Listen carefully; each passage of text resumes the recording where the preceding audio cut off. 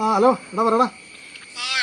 ഞാൻ നമ്മുടെ അനിലില്ലേ നമ്മുടെ കൂടെ പഠിച്ചേ, അവൻ്റെ ഇവിടെ വരുന്നു. ഒരു സഹായത്തിന് വേണ്ടി വന്നാ, ഒരു ചെറിയ സഹായം. അത് തന്നെ അതന്നെ, ഭയങ്കര കഷ്ടമാണ്. കുഴപ്പമില്ല, ഓക്കെ വരുന്നു.